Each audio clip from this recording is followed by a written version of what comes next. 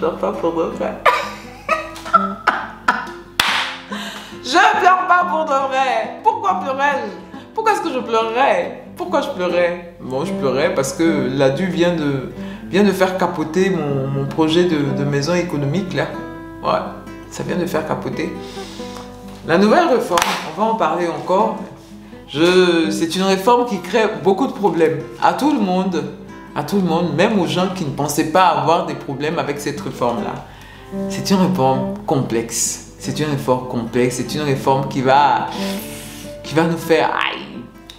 Hello, je suis Jessica GD, multi-entrepreneur en Afrique. Je suis dans la restauration, dans l'immobilier, dans l'agroalimentaire et dans l'esthétique. Je vis entre l'Afrique et l'Europe et ici, vous êtes sur ma chaîne où on parle d'entrepreneuriat, d'immobilier et d'investissement. Ce sont les thématiques qui vous intéressent. Je vais vous demander quelques petites choses. Activez la cloche de notification pour ne perdre aucune vidéo. Si vous êtes abonné, likez la vidéo, commentez la vidéo, partagez la vidéo et surtout pour ceux qui ne sont pas abonnés, qu'est-ce que vous attendez? Qu'est-ce que vous attendez? Abonnez-vous! Bien, mes valeureux, aujourd'hui dans ma vidéo du jour, je vais parler des maisons économiques. Des moins chères.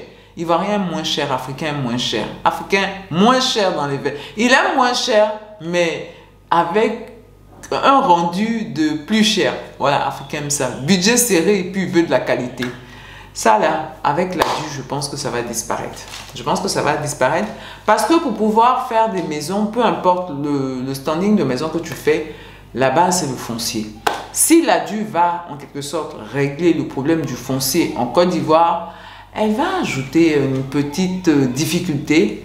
C'est que dans la mesure où le problème du foncier est réglé, il se règle avec des coûts qui vont augmenter. Voilà, le prix des terrains, ça va augmenter.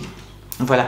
Et si le foncier augmente, pour avoir une maison économique, il faut aller dans une zone où le foncier n'a évidemment pas de problème, mais surtout le foncier n'est pas, voilà, ça coûte pas cher quoi. C'est la base, hein. C'est la base, c'est la base. Moi par exemple avec Wassia 1, je vais dire que je ne gagne pratiquement pas d'argent parce que on achète des terrains trop chers. Voilà. Les zones dans lesquelles je voulais faire Wassia 1, c'était pas à Assini. Parce que Assini, ça coûtait cher. Ça m'était même pas venu. J'avais pensé à Diaké, j'avais pensé à Bonois, dans ces parties-là. Voilà, c'est là-bas j'avais pensé parce qu'il faut des terrains qui sont pas chers. Voilà. Malheureusement, dans ces eaux-là, j'ai été tellement confronté aux arnaques que je me disais, mais je vais abandonner le projet. Il y a trop d'arnaques ici. Et c'est pour ça que je suis allé du côté d'Assini, où je connaissais les intervenants et où je savais qu'il n'y avait pas à avoir de problème au niveau du foncier. Mais la contrepartie, c'est que j'ai acheté les terrains 2 fois pratiquement au prix auquel je les aurais achetés dans des zones comme Adiaké, Bonois. J'ai acheté les terrains 2 fois plus cher. Voilà, et donc 2 fois plus cher, ça te tue ton bénéfice, quoi. Voilà, surtout que c'est des maisons économiques et donc techniquement, avec des maisons économiques, tu n'es pas censé gagner beaucoup d'argent. Tu es censé gagner sur la quantité. Donc pour moi, Wassia 1, ça devait être le projet pilote pour pouvoir lancer même la construction de maisons économiques à beaucoup plus grande échelle. Voilà. Donc, mais l'ADU vient remettre tout ça en perspective.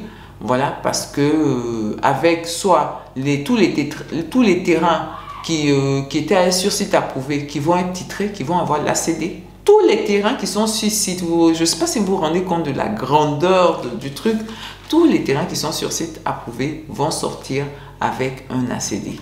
Voilà. Et donc, dans un premier temps, je me disais que bon, mais ça allait avoir le prix des ACD maintenant, mais j'ai réfléchi et avec l'aide de certaines personnes aussi qui m'ont dit, ah, mais effectivement, si l'ACD n'est plus rare, parce que les prix de l'ACD aussi sont dus au fait que l'ACD est rare. Voilà, tous les terrains n'ont pas d'ACD et l'ACD est sûr. La rareté et la sûreté font que les ACD, les terrains avec ACD ont ces prix-là. Si tous les terrains ont des ACD et ne sont plus rares, voilà, tous les terrains sont sûrs et ne sont plus rares, bah, ça va faire qu'il va y avoir un paquet de terrains sur le marché, voilà. Il va y avoir un paquet de terrains sur le marché. Et donc, s'il y a un paquet de terrains sur le marché, est-ce que ces terrains-là vont avoir ces prix aussi hauts? Parce qu'il n'y a plus de rareté là. Tout est pareil. Donc, ce facteur-là, de mon point de vue, va faire que les terrains avec l'ACD ne seront pas aussi hauts que je le pensais, mais ils seront hauts. Ils seront hauts. Ça va augmenter, c'est sûr, mais ça ne va pas faire le doublon. Parce que c'est ça actuellement, un terrain avec ACD. Si ton voisin, lui, il vend son terrain à 13 millions, celui qui a l'ACD va commencer à vendre son terrain à partir de 22 millions, ce genre de truc là. Voilà, 22 millions, 23 millions, 24, 25, ce genre de truc là. Voilà. Donc, ça doublait pratiquement, quelquefois même dans d'autres même ça triplait. Voilà, quand une fois il y a une parcelle avec ACD. À cause des facteurs que je vous ai expliqués, la rareté, la sûreté, voilà, ça donnait ces prix-là à l'ACD. Dans la mesure où toutes les parcelles ivoiriennes vont être sûres, il n'y aura donc plus de rareté. Et donc, il y aura un paquet de parcelles sur le marché. Et donc, c'est la loi de l'offre et la demande. Beaucoup de parcelles font que si les gens ils veulent vendre, ils sont obligés de réduire, de diminuer les prix. Voilà. Donc, ça, c'est quelque chose de bien. Mais la diminution de prix, malheureusement, je ne pense pas qu'elle va être comme les anciens prix. Je pense impérativement qu'il va avoir une bonne augmentation. Voilà, je pense qu'il va avoir une bonne augmentation qui va de ce fait rendre très difficile la possibilité de faire une maison économique. Voilà, ça va rendre très difficile la possibilité de faire une maison économique. Voilà, surtout dans des zones comme Assini, dans des zones un peu cotées, là ça va être hyper compliqué.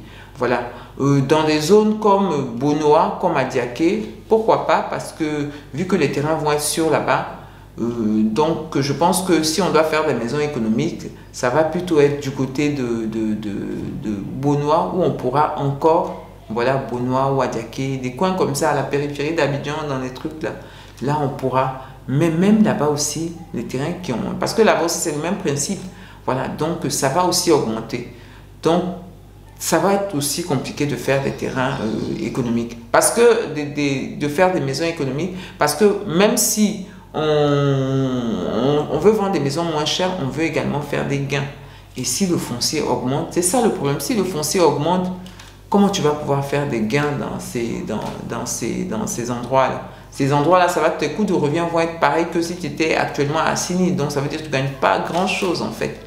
Voilà. Donc, quand je regarde ça, je pense que les maisons économiques, ça va être de plus en plus, des programmes économiques là. Peut-être à part l'État, pour les particuliers, ça va être de plus en plus difficile d'avoir ce type de programme-là. Voilà, ça va être de plus en plus difficile. Et moi-même, je le vois avec Wassia 2. Wassia 2, en principe, on va commencer en novembre, là, on va commencer Wassia 1. Voilà, donc en principe, après ça, on devrait dire aux gens, voilà, on peut s'inscrire pour Wassia 2.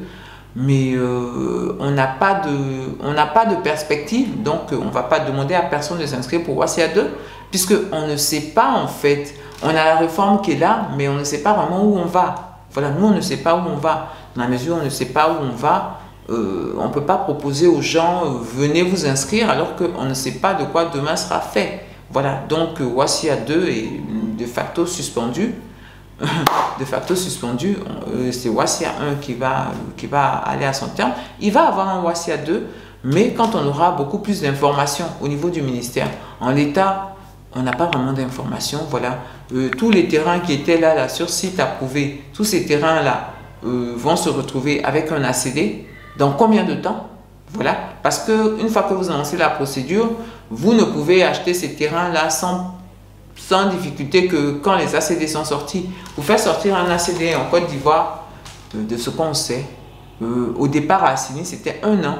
Ils ont augmenté les délais. Là, on est à 1 an et demi, 2 ans. Voilà, à Assini. C'est-à-dire, j'ai fait certaines vidéos, je vous disais, à Assini, c'était 1 an. En 1 an, tu avais ton ACD. Maintenant, là, 1 an même sort, ACD n'est pas encore sorti. Voilà. Peut-être aussi avec la réforme, ça a un peu changé les choses. Je conviens que ça puisse jouer. Mais dans les faits, ça ne sort pas aussi rapidement qu'avant. Voilà. Donc, ça c'est Assini. Dans les autres zones, Abidjan, tout ça, Banjarville, les gens te sortent des ACD en 2-3 ans.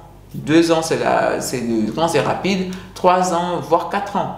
Donc, comment l'État va pouvoir sortir tous ces ACD-là, de tous ces terrains-là, en combien de temps? Parce que c'est à partir de l'ACD maintenant que nous, on va travailler. Donc, en combien de temps ça va se passer?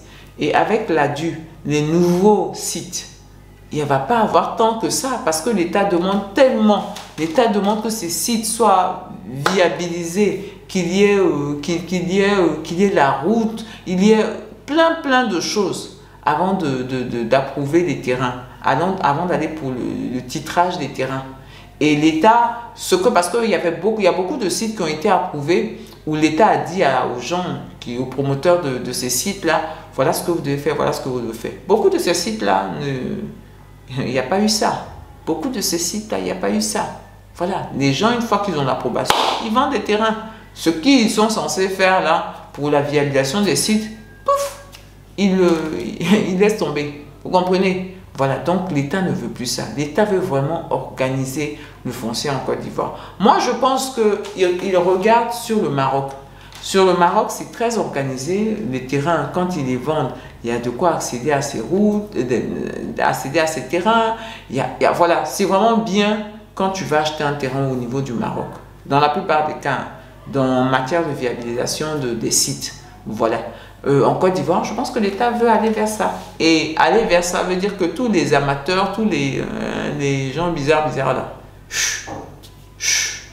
voilà. Donc c'est les vrais, les debout, les aménageurs agréés debout là, ceux qui vont pouvoir aller là-bas. Évidemment, tout ce qu'ils vont mettre, ils vont le répercuter. Donc tous les terrains en Côte d'Ivoire vont automatiquement, il ne va pas plus avoir des petits terrains, à part les terrains d'arnaque là. Moi j'appelle ça les terrains d'arnaque. Gagner, perdu, mais c'est souvent perdu que gagner là. À part ces terrains là, toutes les personnes qui vont de vrais terrains où ils n'auront pas de problème, ils vont devoir débourser.